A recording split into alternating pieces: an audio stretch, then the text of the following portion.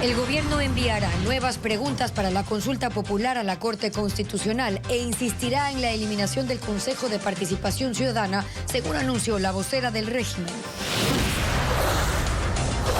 El concurso para designar a 2 nuevos consejeros electorales se reactiva después de 2 años. Los actuales miembros del CNE están en el cargo desde el 2018. Expertos creen que el riesgo de cortes persiste a 1 año de la crisis eléctrica, pese a que el gobierno asegura que no habrá apagones. Los fines de semana concentran la mayor cantidad de asesinatos en el país entre el 2010 y julio del 2025. Los domingos son los días más violentos, con 8.802 muertes acumuladas. 802 incendios forestales devoraron más de 15.000 hectáreas de vegetación en Azuay en el 2024. En la nueva entrega sobre los bomberos forestales, Televistazo describe cómo se alistan los bomberos de Cuenca y Girón. La economía argentina se complica tras la aplastante derrota que sufrió el presidente Javier Milei en las elecciones legislativas de la provincia de Buenos Aires. Buenas tardes, amigos. Iniciamos con la información este lunes 8 de septiembre del 2025. Esta semana el gobierno enviará nuevas preguntas para la consulta popular a la Corte Constitucional. Así es, el presidente Daniel Noboa también va a reformular las otras preguntas que no fueron aceptadas, en especial la del Consejo de Participación Ciudadana y Control Social. Informa Paul Romero. El presidente Daniel Noboa enviará nuevas preguntas a la Corte Constitucional para consulta popular y referéndum.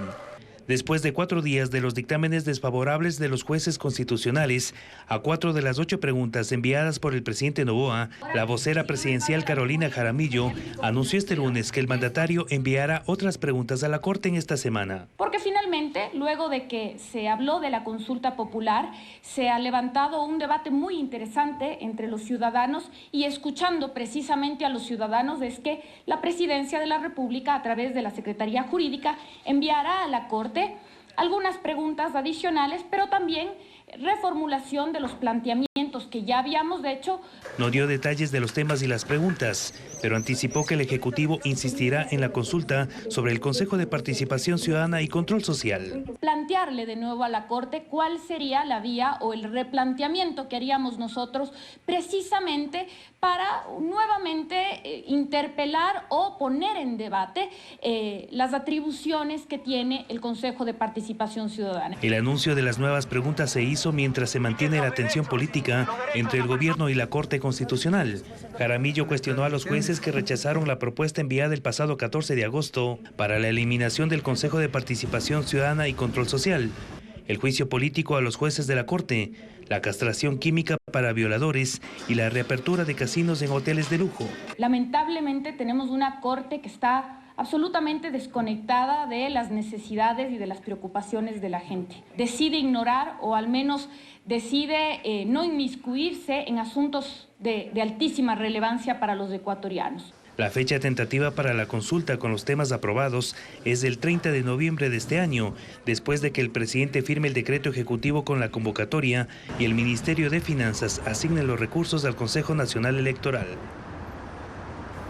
El presidente de la República, Daniel Noboa, reafirmó la importancia que su gobierno otorga a la consulta popular. El mandatario ha evitado referirse públicamente al tema. Estas declaraciones fueron hechas durante la inauguración de un centro infantil en Daule, en la provincia del Guayas. Ustedes han pedido por años seguridad, paz, justicia social y empleo. No ha sido fácil y aún queda mucho por hacer, pero estamos encaminados a lograrlo. Por eso la consulta popular es clave. En ella decidiremos si seguimos anclados al pasado o si avanzamos hacia un mejor futuro. Nosotros luchamos todos los días para mejorarle la vida a los ecuatorianos y ellos luchan todos los días para que todo se mantenga igual y nada cambie. 4 de las 8 preguntas planteadas por el Ejecutivo en la consulta popular han sido aprobadas por la Corte Constitucional. Para analistas jurídicos se trata de una decisión acertada y aseguran que el gobierno debió tomar otras vías para tratar los 4 temas rechazados. Estefanía Arias conversó con 3 constitucionalistas. Se podría decir que la consulta popular está aprobada a medias, pues 4 preguntas fueron rechazadas por la Corte Constitucional. Si bien un referéndum es un mecanismo que se usa para cambiar la Constitución, hay 2 vías para hacerlo: enmienda o reforma parcial. En eso se basa el constitucionalista José Chalco para decir que el gobierno debió tomar otras vías en las 4 preguntas rechazadas, entre ellas la eliminación del Consejo de Participación Ciudadana. Tiene que haber ido siempre por vía de reforma parcial. Es otra vía, con 77 votos en la Asamblea, para la eliminación. El presidente podría hoy volver a plantear solamente sobre la transferencia de competencias, vía enmienda, si es que quiere insistir, pero no hable de eliminación. Y si quiere el combo perfecto que hace bien al país, que es eliminar ese engendro constitucional, vaya por vía reforma. Es un tema de vía. Sobre la posibilidad de que un juez de la Corte sea enjuiciado políticamente, dijo: a mi punto de vista, eso solo sería posible por constituyente, ni siquiera por reforma parcial, porque la reforma parcial tiene la misma limitación, no tocar garantías. La vocera del Ejecutivo, Carolina Jaramillo, informó este lunes que la Secretaría Jurídica de la Presidencia sumará nuevas preguntas a la consulta, sin precisar los temas que abordarán, y que además se reformularán las rechazadas. Una decisión, dice el constitucionalista André Benavides, acertada, pero tarde. Hay preguntas que eventualmente no le alcancen los tiempos al Ejecutivo. Esto es eliminación del Consejo de Participación Ciudadana y juicio político a los jueces de la Corte Constitucional. Para noviembre esas preguntas no alcanzan. En lo que sí se mantiene el gobierno es que la votación será el 30 de noviembre. El concurso para designar a 2 consejeros del CNE se reactiva con la instalación de los académicos encargados de elaborar el banco de preguntas para el examen escrito de la próxima semana. Sin embargo, 4 de los 5 miembros del órgano electoral están prorrogados debido a los retrasos en el proceso. Fabiola Santana sigue el tema. La renovación del Consejo Nacional Electoral es otra de las deudas del Consejo de Participación Ciudadana. Este lunes se reactivó el proceso de selección de 2 nuevos integrantes del CNE después de 2 años paralizado. Los actuales consejeros cumplieron su periodo, 2 en noviembre de 2021 y los otros 3 en noviembre del año pasado. Hoy los catedráticos se instalaron para elaborar 420 preguntas que serán sorteadas en el examen escrito del 15 de septiembre. Pero este proceso inició con tropiezos, pues 2 de los 7 renunciaron. Más tardar mañana en la mañana ya tendríamos la presencia del notario, donde automáticamente se haría el sorteo y automáticamente son reemplazados estos catedráticos.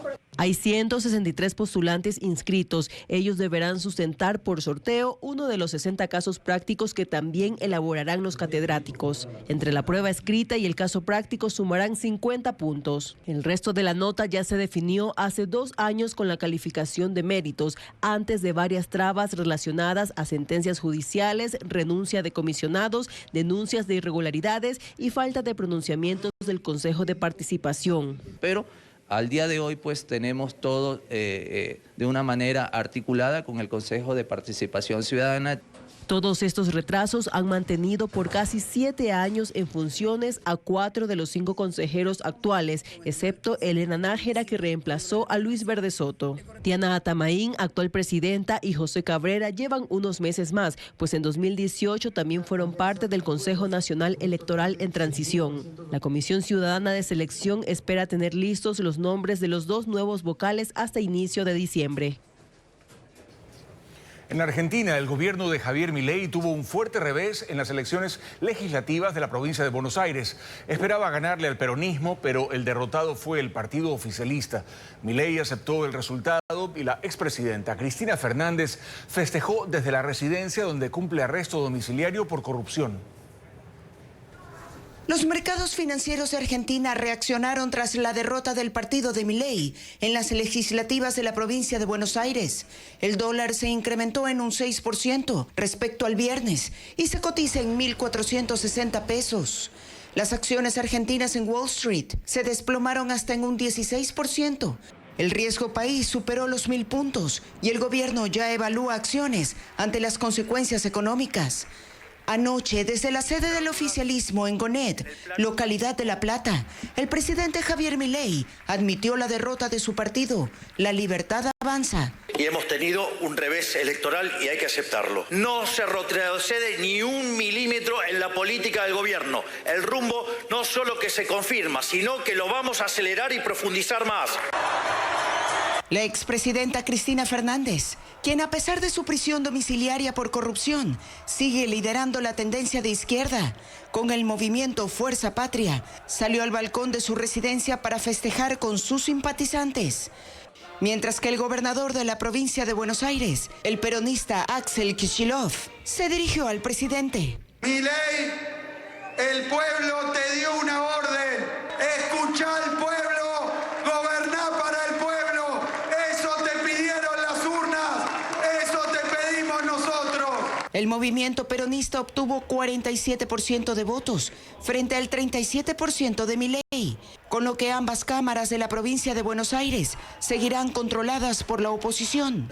El gobierno de Milei llegó a este proceso debilitado por un escándalo de corrupción en el que su hermana Karina Milei es investigada por una presunta vinculación con una red de... Los quirófanos en el hospital Guayaquil Abel Gilbert Pontón están en crisis. Aires acondicionados averiados, humedad, iluminación insuficiente y daños en los techos son parte de los problemas que mantienen cerrados al menos 7 de los 11 quirófanos, según un informe interno al que tuvo acceso Televistazo. Los restantes han sido habilitados solo de manera emergente. La atención en cirugía se ha desbordado y la espera es de hasta 83 días para una cirugía cardiovascular, por ejemplo. Informa Luis Alfredo Zúñiga. Un informe interno elaborado en agosto al cual tuvo acceso Televistazo revela el colapso en los quirófanos del Hospital Guayaquil Abel Gilbert Pontón del Ministerio de Salud. Existen 11 quirófanos. Sin embargo, 5 ubicados en el segundo piso están fuera de servicio desde hace un año. Las causas: fallas en la iluminación, tomacorrientes oxidados y quebrados, puertas dañadas que impiden la correcta división entre quirófanos, además de humedad, filtraciones, hongos, fallas en la climatización, entre otros problemas que generaron un entorno inseguro y riesgoso para los pacientes, además de la proliferación de bacterias. En consecuencia, se vieron obligados a trasladar todas las cirugías al quirófano del 5º y 6º piso, generando sobrecarga, incremento en la lista de espera quirúrgica y aumento de derivaciones a otras unidades hospitalarias. Los documentos revelan que la saturación de los quirófanos han derivado en tiempos de espera alarmantes, de hasta 46 días para neurocirugía y hasta 83 días para una cirugía cardiovascular. Afuera del centro médico, los pacientes confirman la larga espera. 31 días. 31 días tuvo que esperar. ¿Para qué especialidad? ¿Para qué la operaron? Traumatología. Pero si el escenario ya era crítico, el 29 de agosto empeoró, porque los problemas de climatización y humedad alcanzaron a los quirófanos ya saturados del 5º piso, y el hospital se quedó sin quirófanos. La opción que se escogió fue habilitar los que están en el segundo piso, pese a que aún no han recibido el mantenimiento urgente que necesitaban. No se conoce si las bacterias que proliferaron allí desaparecieron o fueron erradicadas. Televistazo solicitó un pronunciamiento al Ministerio de Salud. El área de comunicación ofreció responder por medio de un comunicado, que hasta el cierre de este informe no ha llegado. Solo en emergencias, este hospital público recibe más de 19.000 pacientes al mes, sobre todo de provincias de la costa.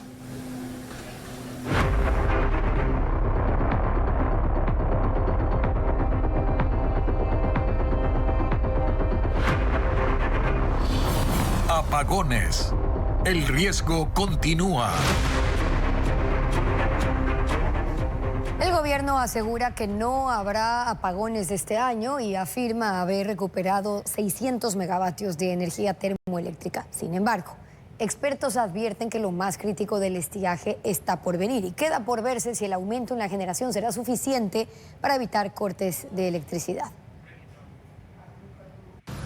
El 8 de septiembre del 2024 fue el primer aviso de lo que se convertiría en la peor crisis eléctrica del país. Un apagón sorprendió a la ciudadanía por 4 horas. El gobierno entonces dijo que era un problema puntual. Fue causado por un error humano.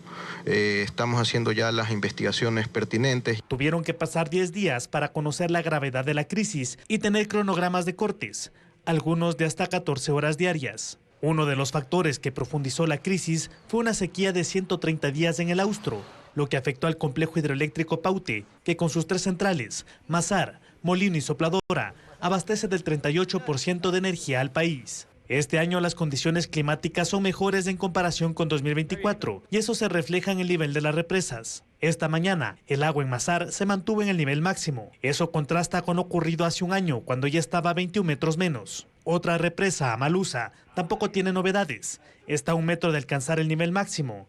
Hace un año estaba con menos 3 metros. El gobierno tiene una explicación por el nivel de los embalses. El manejo de los embalses responde a una estrategia muy bien pensada, llenos de predicciones de que se nos iba la luz en abril y luego en junio, pero esto no ha pasado y no pasará. No usar el agua de los embalses se compensa con generación térmica o con importación de energía eléctrica que proviene de Colombia y que ha llegado a suplir hasta el 4% de lo que consume el país. Los expertos piden cautela porque lo peor del estiaje está por venir. Y ahí se conocerá si las medidas del gobierno, entre ellas la recuperación de 600 megavatios por mantenimiento en centrales térmicas, son suficientes. Y se podrá evidenciar en la época más compleja que entendemos se llegará a dar entre octubre y noviembre, los días más fuertes del estiaje. Ahí podremos ver ya en una evaluación en tiempo real toda la energía térmica que tiene disponible el país. Hasta abril ya debían haberse incorporado 939 megavatios de nueva energía. Hasta la fecha solo se han concretado 424 megavatios. 3 expertos en energía analizan por el riesgo de apagones, por qué el riesgo de apagones disminuyó a pesar de que ya empezó la época de estiaje. Lo hicieron en el programa Políticamente Correcto y Diego Cuenca preparó un resumen. Aunque ya empezó la temporada de estiaje, esta vez el riesgo de apagones no es el mismo del año pasado, cuando el país soportó hasta 14 horas sin luz durante 3 meses. 3 expertos de energía que participaron en el programa Políticamente Correcto de Ecuavisa coinciden en que este panorama positivo ocurre únicamente porque las condiciones climáticas por ahora lo permiten. Gracias a que los caudales en mayo, junio, julio y agosto han sido excepcionalmente buenos, la probabilidad de racionamientos hacia los siguientes meses es baja. Eso debemos ser claros, es baja.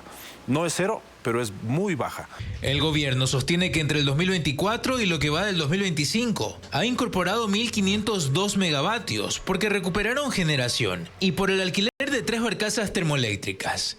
Pero no es suficiente porque aún hay obras sin concretar. La totalidad de suministro de energía que hoy por hoy se necesita son alrededor de 5.000 megavatios, ¿sí?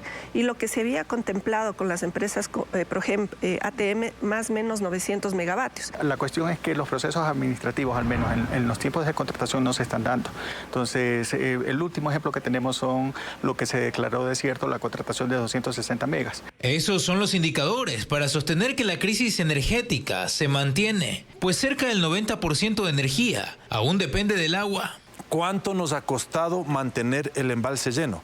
Nos ha costado que los meses anteriores hayamos tenido que utilizar mucho combustible fósil y comprar bastante energía a Colombia a unos precios más o menos altos. Lo que tenemos que hacer es desarrollar energías renovables que están constantes todo el año y comenzar a utilizar, en vez de diésel y fuel oil, gas. Los analistas coinciden en que el gobierno aún tiene pendiente incorporar nueva generación eléctrica renovable, como proyectos eólicos, solares o nucleares, que por ahora se contemplan para el largo plazo.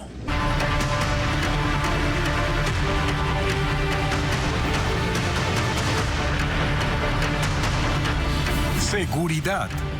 Nada para la violencia. 8 asesinatos en distintos escenarios ocurrieron este fin de semana en el distrito Manta, el más violento de Manabí. Crímenes que siguen reportándose pese a la militarización vigente desde hace más de un año ya. Durante el fin de semana, 8 personas fueron asesinadas en el distrito Manta, en Manabí. Los crímenes ocurrieron en distintos escenarios: un taller mecánico, un velorio, los terrenos de la fallida refinería del Pacífico y el más reciente, en una vivienda del barrio Jaime Chávez, en la parroquia Los Esteros. Allí la noche de este domingo, sicarios irrumpieron y dispararon en ráfaga 53 veces. El ataque dejó 2 fallecidos y 4 personas heridas. Se han encontrado dialogando Aproximadamente 5 personas realizan los disparos y luego se retiran. De la información que hemos obtenido hasta el momento, los 2 occisos no tienen antecedentes penales. Es así como Manta sigue siendo escenario de masacres y el distrito más violento de Manabí, a pesar de que la ciudad permanece bajo militarización desde junio del año pasado por decreto presidencial. Su último gran refuerzo llegó en julio de este 2025, tras la ola de crímenes que siguió al asesinato de Leonardo Briones, señalado como cabecilla de los Lobos, y en vísperas del evento internacional Ironman. Por aproximadamente una semana se desplegaron más de 1.000 uniformados. Sin embargo, hoy los patrullajes se perciben cada vez más reducidos. La mañana de este lunes apenas se observó una camioneta con unos 5 militares en la avenida Circunvalación. Desde ese punto hasta el centro de Manta no había más presencia de uniformados. Los sectores más conflictivos se concentran en 3 parroquias urbanas, Tarqui, Eloy Alfaro y Los Esteros. Estas 2 últimas limitan con la parroquia Leonidas Proaño del vecino cantón Montecristi, que también figura como zona crítica dentro del mismo distrito policial, que con 354 crímenes en lo que va del año concentra la mayor parte de la violencia de una provincia que ya supera las 800 muertes violentas. Las cifras de muertes violentas revelan que los fines de semana incrementan los sicariatos, tal como ocurrió este sábado y domingo. Ahora, ¿qué causa este comportamiento? Merlin Ochoa con los datos. El fin de semana más reciente volvió a confirmar una tendencia que alarma. Los homicidios se disparan entre viernes, sábado y domingo. Solo el sábado en Guayaquil 9 personas fueron asesinadas en ataques armados, según datos de la policía. Por ejemplo, en La Alborada 2 hombres fueron baleados dentro de un local comercial. Uno de ellos tenía antecedentes por robo y drogas. Ese mismo día, en el centro de la ciudad, una cámara de vigilancia captó a 4 hombres armados. Se bajaron de una camioneta y dispararon contra quienes libaban en la vereda. El ataque dejó un fallecido y 2 heridos. Mientras tanto, en Pascuales, 2 encapuchados ingresaron a una vivienda y mataron a un hombre de 18 años, presunto miembro de los Lobos. En el sur, en las Malvinas, un hombre de 56 años con antecedentes fue ejecutado por 2 sicarios en moto. Un análisis de Ecoavisa.com revela que los fines de semana concentran más asesinatos.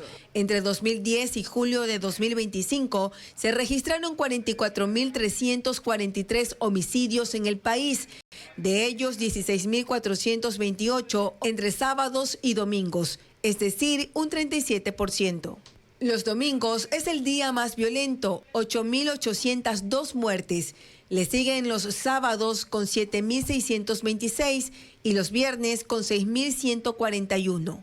Los picos de violencia se concentran entre las 19 y 23 horas. Según la DINASET, el ocio, el consumo de alcohol y los conflictos sociales hacen de los fines de semana un escenario más propicio para crímenes.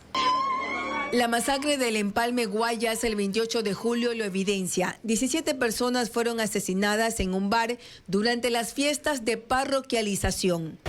De las 60 masacres registradas en Ecuador hasta julio de este año, 24 ocurrieron en sábado o domingo. La violencia del fin de semana en Guayaquil no fue un hecho aislado, sino parte de un patrón nacional que confirma que, para el crimen organizado, el descanso ciudadano es el mejor momento para atacar.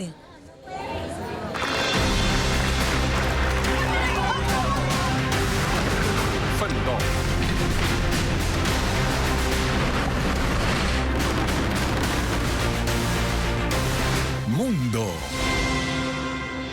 Tensión en Chicago ante la inminente orden presidencial de desplegar a la Guardia Nacional para controlar la delincuencia y ampliar las redadas anti-inmigrantes. El gobierno de Donald Trump busca extender los operativos que ya puso en vigencia en Los Ángeles y en Washington a todas las ciudades que él considera problemáticas. La administración Trump apunta al despliegue de la Guardia Nacional en más ciudades. El presidente ha dicho que será hoy o mañana cuando dé la orden de ir a Chicago para operaciones contra la delincuencia y también contra la inmigración irregular. Chicago es una ciudad santuario que protege a los migrantes, pero el gobierno tiene como política expulsar a los indocumentados. Las redadas del Servicio de Inmigración y Aduanas son más intensas y también las protestas que aumentaron durante el fin de semana ante la inminente orden del despliegue militar.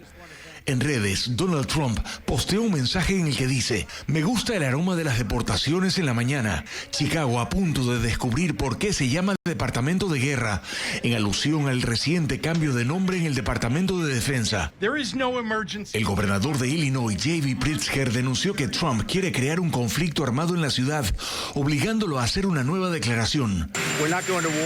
No vamos a ir a la guerra, queremos limpiar nuestras ciudades. Vamos a limpiarlas para que no haya 5 asesinatos cada fin de semana. Eso no es una guerra, es sentido común, dijo el presidente, que además ha dado señales de tener planes similares para Nueva Orleans, Baltimore e incluso Nueva York. El primer ministro de Japón, Shigeru Ishiba, ha decidido renunciar y pide al Partido Liberal Democrático una elección de emergencia para escoger a su sucesor. Ishiba dimite agobiado por la presión opositora y las constantes derrotas parlamentarias de la coalición gobernante que lo han llevado a perder sus mayorías. Su última gestión administrativa ha sido concretar el acuerdo comercial con Estados Unidos, por el cual Japón va a invertir $550 mil millones en territorio estadounidense a cambio de menores aranceles a las exportaciones japonesas.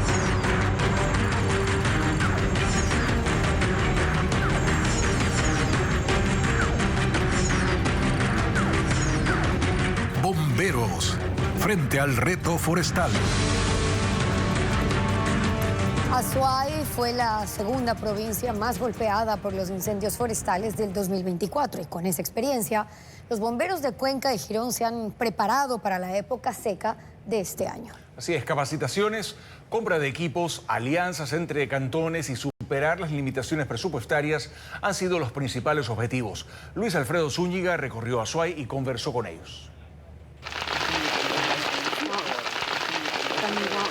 Azuay recibió un severo golpe en el 2024. 15.835 hectáreas de vegetación se consumieron en 802 incendios forestales. La segunda provincia con mayor afectación solo por debajo de Loja. La época seca de este año arrancó y la amenaza de incendios vuelve. Pero los bomberos dicen que se han preparado. Incendio forestal, por favor, prepare el personal. Copiado en estación 3, salimos a incendio forestal en el sector Itaqui. Se activan las operaciones forestales. Cuenca tiene 400 bomberos, incluyendo voluntarios, y 60 de ellos forman la Brigada de Respuesta de Incendios Forestales, la única en el sur del país. Las alertas llegan a la estación 3, se apresuran a ponerse sus equipos y suben a los vehículos para atender las emergencias más complejas.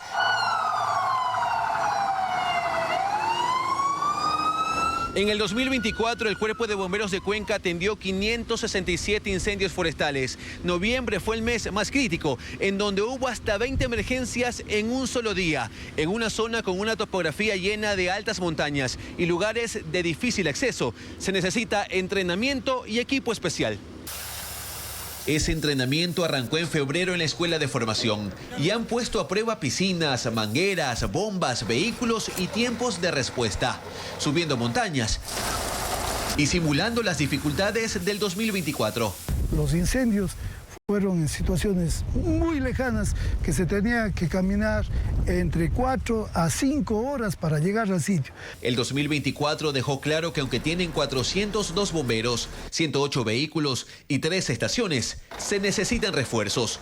Por eso, desde enero formaron como brigadistas forestales a 800 personas en 25 comunidades rurales. Tanto el manejo de herramientas, equipo de protección, es muy importante porque nuestros compañeros brigadistas son un soporte. La Brigada de Incendios Forestales ha capacitado personal de otras provincias. Tienen 63 vehículos, además de una bodega con batefuegos, gorquis, sierras, bombas y más equipo.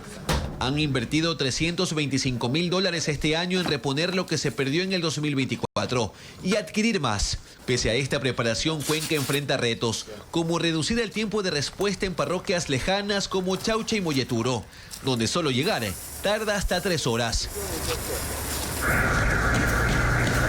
Pero si los bomberos de Cuenca tienen desafíos, con un presupuesto de 13 millones de dólares anuales, en el Cantón Girón es aún más difícil, porque su presupuesto es de 325.000 dólares.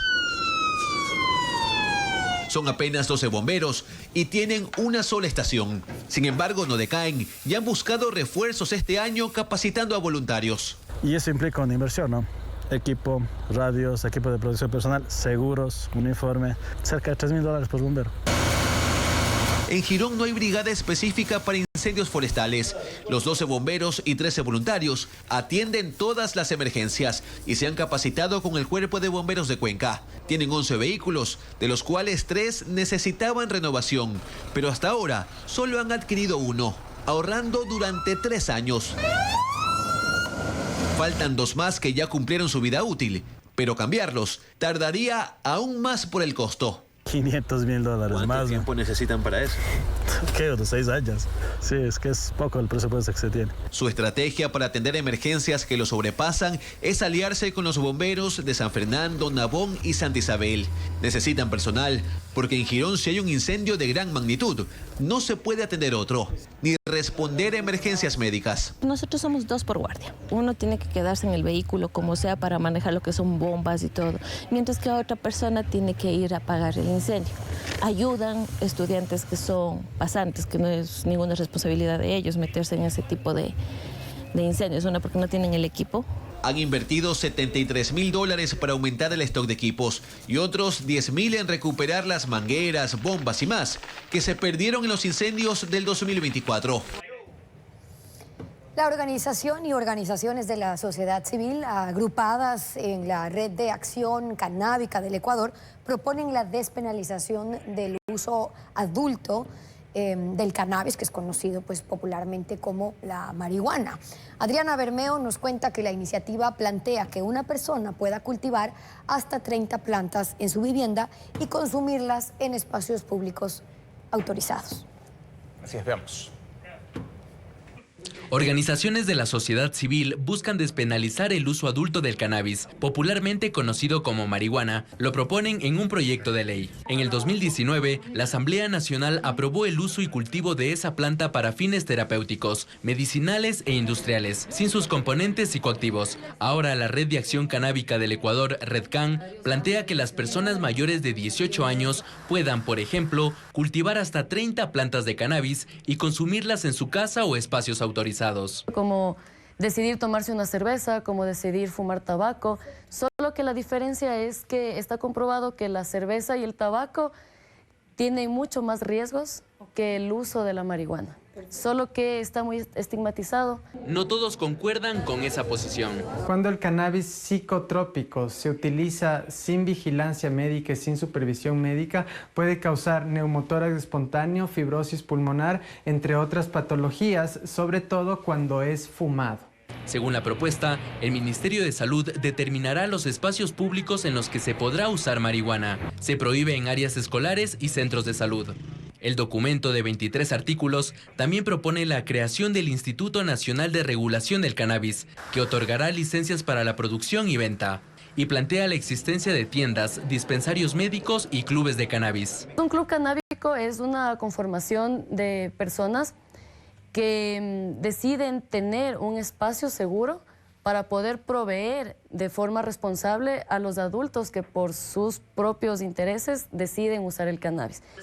Esta propuesta está en la Asamblea Nacional, que conformó una comisión para que revise si cumple con los requisitos para continuar el trámite.